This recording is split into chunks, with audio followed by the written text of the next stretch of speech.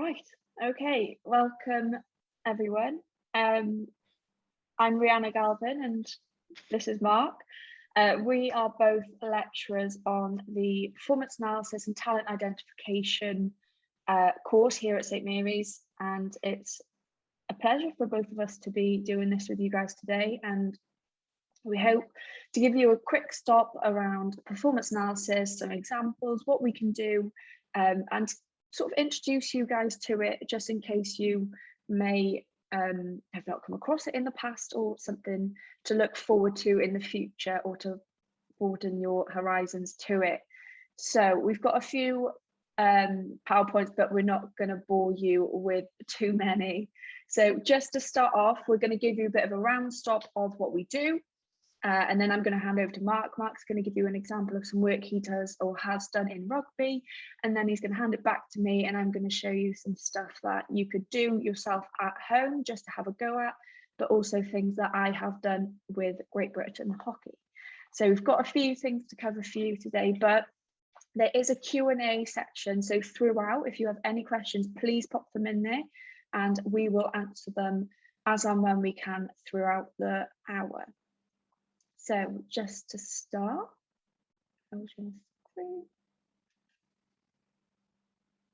right, so obviously I've just done a little welcome. So a quick one on what our programme is, just give you a bit of an idea. So we do a 2-year undergrad, so a BSc is when you go from college or sixth form and you go to your undergraduate degree. It's an accelerated course to maximise your time. So instead of it being 3 years, it's 2 years.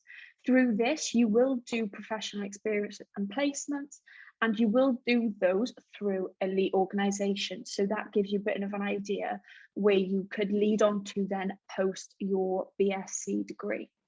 You will also gain qualifications through this and professional accreditations, which I'll quick stop on just in a bit. And it's a blended learning programme. Obviously, we all know what's been going on over the last year or so with COVID. So it means some will be on site and some will be off site. So obviously, if this is something that interests you, there is more information on our website, on St Mary's University website, around our course. Just to give you a bit of an idea of what it would look like, some of the topics we cover, just to give you a bit of a tease of what performance analysis does cover. So it ranges from data analysis, where you're looking at data and how to handle it, into your professional practice, recruitment analysis, professional development, and loads of different elements all coming together to get you prepared for the long run. So you might be thinking, who are we? Who are these people talking to us? So we have Patrick, who isn't with us today, but Patrick is also a lecturer on our course, and he heads the course for us, but he also crosses over onto the Chelsea coaching programme as well. And then Mark, you can introduce yourself. Yeah, my name's Mark, as it says on the screen. I was at Harlequins as the first team analyst. I was there for 8 years. And prior to that, 2 years with England women rugby as well, after doing my master's in performance analysis down in Chichester University. Fab, thanks for that, Mark. And just a bit of information on Patrick. Patrick's worked with teams like Stoke and Derby, and he's currently working alongside Fulham as well. And then myself, Rihanna, I have recently worked with Great Britain hockey, and I'm currently still working with Hockey Wales with the senior women's squad in the lead up to the Europeans, and I did my master's alongside working with Great Britain hockey and numerous other hockey teams. So that's a quick stop of who we are. And obviously, where are we? I'm sure a lot of you already know this, but we are only 30 minutes from central London, and we are based between Teddington and Twickenham. So just a bit of an insight for you of what we would offer during the course and what is around us, and for us to take full advantage of the surroundings we are in. So obviously we have a link with Chelsea Football Club with our university, which is phenomenal. We have the FA around us. You have teams like London Warriors, London Lions, Surrey Storm if you like netball. We've got Harlequins just up the road. England Rugby, England Hockey, English Institute of Sport, which covers sports from modern pentathlon to boxing to canoeing. So we are opening our opportunities up, and obviously Fulham and London Irish, and then ourselves as St Mary's as well. So a lot of big names and a lot of big opportunities around us. So if that's something that interests you, obviously do have a look at what you could link your expertise and your passion to, and what clubs are around there for you and in what sense you enjoy. So obviously, being a performance analysis, we do use a lot of technology. So if you do technology-based courses, or you enjoy using technology, there are some software out there that you could probably get yourself aware of around your current studies or hobbies. So a different logos here, and you're probably thinking, oh gosh, there's no names.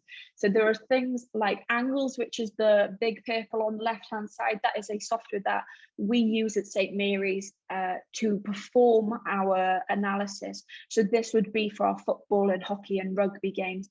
This is where we do something called coding. And if you're familiar with performance analysis, we have to go through the processes of collecting the data first.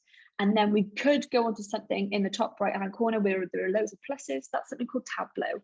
And Tableau is where we make all the data look wonderful and pretty, and make it easier for coaches and players to understand, instead of it just being in statistical form. Down the bottom, something called Metrica Sports. And I later on will go on to show you quickly on how we could use something like that. But then we have other things like Coach Logic, Coach Paint, and R is a scripting software. So numerous lot of software for all of us to use, and for you guys, if this is something that interests you, to have a look at and read up on. So like I said, at St Mary's on our course, you would gain some qualifications, and this would look under something called ISPAS, which is performance analysis specific, or you'd have coaching qualifications from the FA. So there are different opportunities for you around this. And obviously, if there are other sports, we are willing to open our arms up and try and help out in any way, shape or form. So you're probably thinking, what would you do if I did this course, or if I looked at doing this course, or what do performance analysts do? And I won't lie, when I started off, I thought it was quite a narrow, I'll just become a team analyst. But no, that's not what it is anymore. There are so many opportunities out there. You could go on to further education with your masters, becoming a performance analyst, which is team analyst, using the day-to-day activities. You've got opposition analyst, which you look at the opposition team or opposition individual. Recruitment analyst, a scouting, which are very similar. You could become a data analyst or a data scientist, which could then sit across different platforms of work within high performance sport. So there's a long list of opportunities out there leading on from doing a performance analysis course. So if you have any questions, please use the Q&A box so far, or if you've got any more, we have an Instagram at Your St Mary's and a Twitter for St Mary's Analysis Specific, and then we can answer you through that. So please do get in contact and get in touch if you do have any questions or any thoughts or comments at all for us. Also, I've been told to put this here for you guys, just to hop on at the end to have a look on our website, if that's okay, please. So Mark, I'm going to hand over to you now.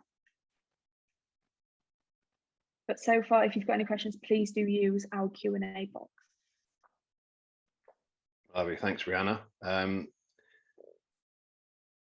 Hopefully this won't bore those of you who aren't interested in rugby. I just want to go through a couple of ideas of things that, well, certainly something I did when I was at Harlequins, but also the kind of level we'd like to get our students to through our processes. Everything that we teach you, literally, we will start with data, raw footage, and we'll go through an analysis process, which will teach you through the degree. We'll teach you different ways of analyzing information, both data and video, to help you come up with a game plan to help the environment you're working in, or whatever your work placement might be going into.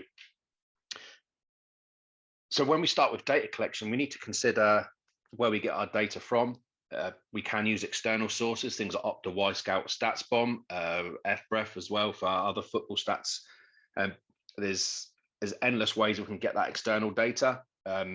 Just have to be wary of reliability, but it's a starting point for you as far as your analysis process goes.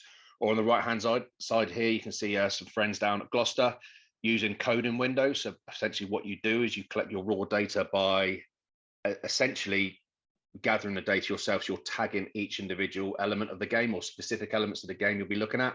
And that will give you your raw data, which will give you an output. So then you can start your analysis process of identifying strengths and weaknesses and help create that idea of a game plan.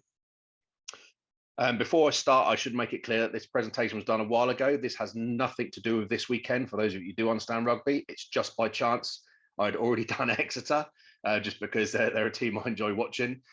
So if we're to put ourselves in the situation, we need to consider our relationship with the coach as well. Now, with your coach analysis relationship, you'll come up with questions yourself. Me, myself, I used to do set piece and defense. So for example, here, I'm going to be looking at Exeter's attack, so I can consider what we can do as Harlequins in defense, or what I used to do. So we would start off with something simple, how they score in tries. It seems very obvious, but actually sometimes you do need to start simple. And then the actual detail you get from these types of questions will give you a lot more of an in-depth look as to what's happening.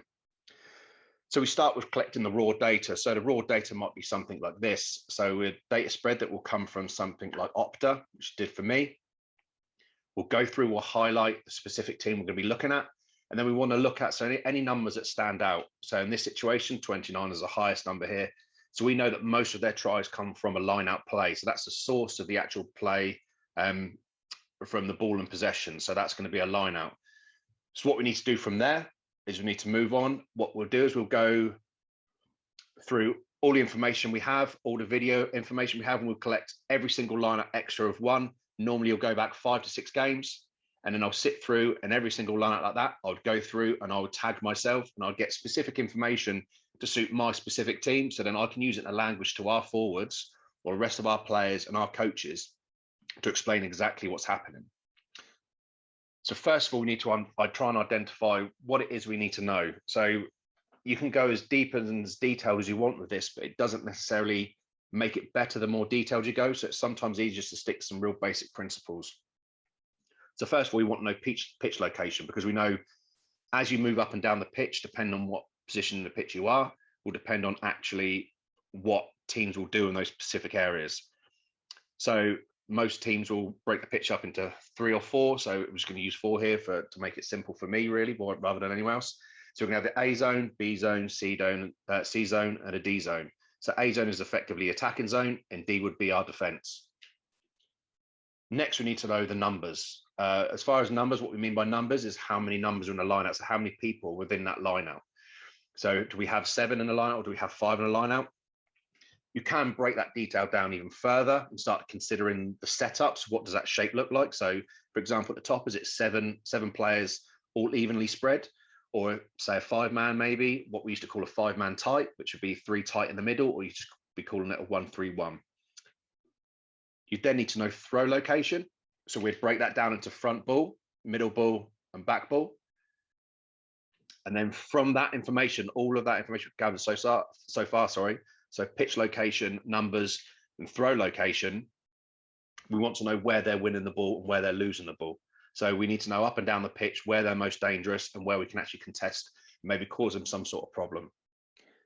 And then from those balls that they win, excuse me, what do they do with it? So what's the delivery of that line out? So is it a maul? Is it a down and give? Is it a peel? So a catch and run, so maybe around the front or around the back, like a trick play? Or is it off the top? So where the catcher would throw the ball down to the receiver and they'd play quickly. So I've got some example data here. So let's pretend I've already been through the Exeter games and I found out what they're doing in D and C zone. We know the numbers, we know the throw locations, we know what balls they're winning on, and also what the delivery is from those balls. Once we've got all that type of data, we can create a data output for us as analysts to use, and possibly the coaches, depending on the level of the coaches you're going to be working with, something similar to this. Now, it looks a little bit colorful and a little bit confusing initially, but essentially you're breaking down all the information that you just watched or you've witnessed and you've coded into certain areas, certain zones, and specific detail that you're going to use.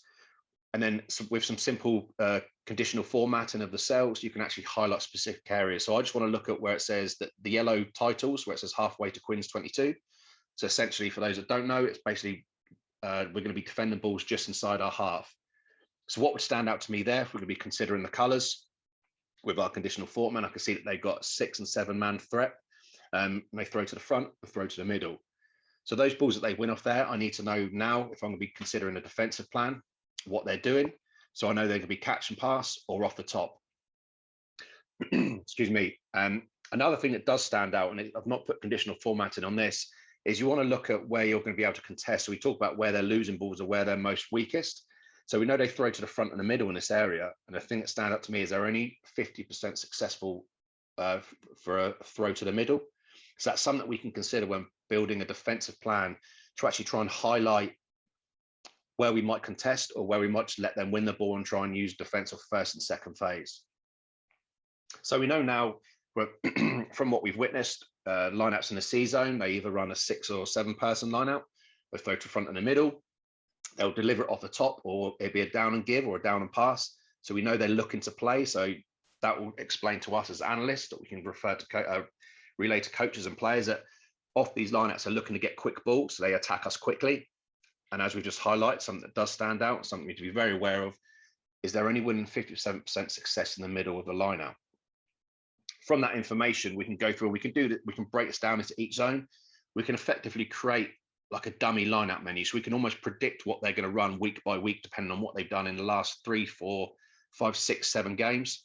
So we can have our lineout menu down the middle, so we can explain what's going to happen. And we've also put some notes to the side to help our lineout leaders for when they're in the game, they can have this to refer back to, just before the game or before team run, so they can remember a specific detail to help us get the upper hand over them. So we use this lineup menu, we go into the training ground. How does this help us create a game plan? So we know what they're going to run, so we can create defensive plan. So let's consider we're in Harlequin's C zone here. So we know extra throw to the front or the middle, but we know they're weak in the middle. So what we'll do is if they throw to the middle, we'll have a pod in the middle that can go up and contest that ball to try and disrupt the ball and maybe win a turnover. And then we'll leave the 4 and 3 at the front of the line out, just in case they decide to run any plays around the front, because we know they like to down and give, which is a threat both front and back of the line out. So we've got the front and the middle covered. If they do throw it off the top and it goes out to the 10, first receiver, we've got the 2 and the 8 at the back, which will cover the back of the line out. Now that's really simple, really effective, and it's just an easy way of breaking down lots of numbers, lots of specific detail to create something the players can have. This is how we're going to run this specific line-out defensive play in this specific area come Saturday afternoon. And that's essentially all we've done. We've got the raw stats from an external source. We've highlighted some interesting or specific areas that stand out to us as analysts. We've used video footage to get us some subjective detail. We've gone through the whole analysis process, and that visual output then can essentially give us a line-out menu where we can plan our defensive strategies from, and we can do this from every element of the game. So we can do it off scrum plays as well. We can do it from restarts, any free kicks, or if we can maybe quick taps or tap penalties, and it can help us create a game training plan. So that's how us as analysts can have a really big impact with our job into the actual coaching process to actually what happens on a Saturday. It's not simply a case of just filming training sessions or filming matches for the academy. You want to create this environment where you have this information that's really valuable to the coaches and more importantly to the players on a Saturday. And this is where we can have a massive impact doing our job. Once we create that environment where we're trusted, we know what we're talking about, and we have the detail to back up everything that we're offering. I hope that makes some sense to some of you at least. I know this is to Richmond College, so I'm hoping some of you might be Harlequins fans and it would make some sense to you. If there is any questions, please ask. As always, myself and Rihanna will be happy to help. Otherwise, back to you, Rihanna. Thank you. And yeah, like Mark said, obviously we are here. If you've got any questions around anything, any sport, we do try and account for. So thank you very much, Mark. I'll now go on to show you some other little bits and bobs of what we can do as analysts. So we're going to look more on the side of video and more, for me, the fun part of analysis, annotations, and how we make feedback methods really fun and quirky. So I'm going to cover three things: video telestration, and some people call it animations, video feedback, and photograph editing. And these are some things that you could try out at home and to get yourself into if that's something that is attractive to you. So like I said, to start looking at video telestration and what this is. So you could do this pre and post, so pre and post competition, before and after your games, matches, and like in the photo, if you're doing judo, you can watch it before and after. You can do it training review, you can add animations to your videos there, and it means it's an interactive learning for the athlete. So you might be thinking, where have I seen this before? So this is a quick example for you.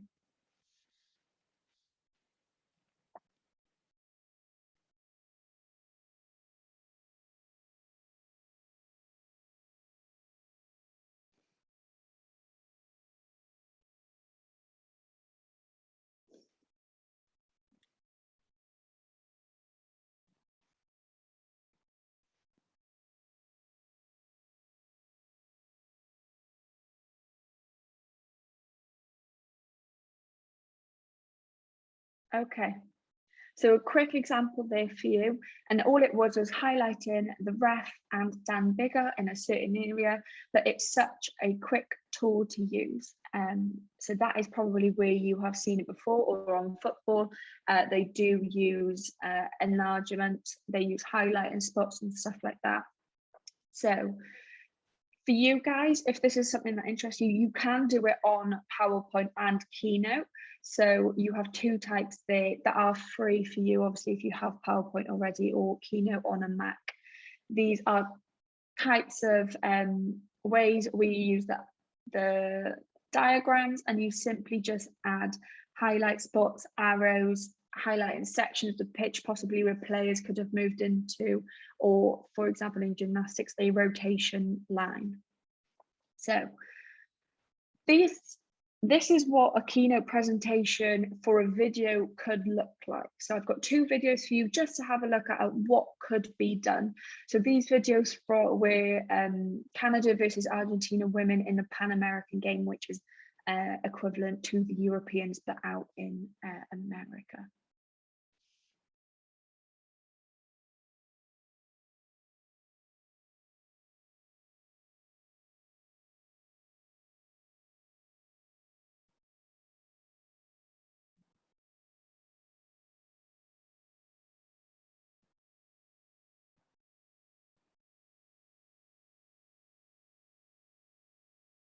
Okay, so that's the first one. I've got one more for you.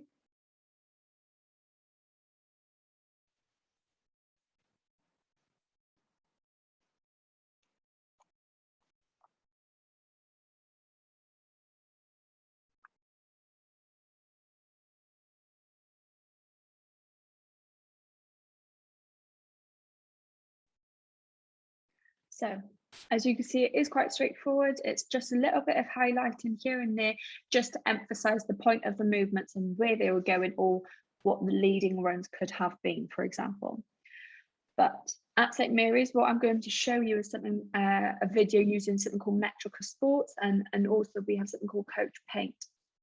So these are two software where you can adapt videos to make them more informative, and help players and coaches along the coaching and learning processes. So a quick video, it is on the GB versus Holland Olympic final from 2016 in Rio. But the video will take it from a Great Britain's perspective on a post-match review, making sure they are feeding forward and looking forward to the future, what Great Britain could have done in the scenarios of defence. We're looking at Holland's goals. We're going to create, through this video, a athlete-driven environment, so it's going to question their performance, make them think around their actions.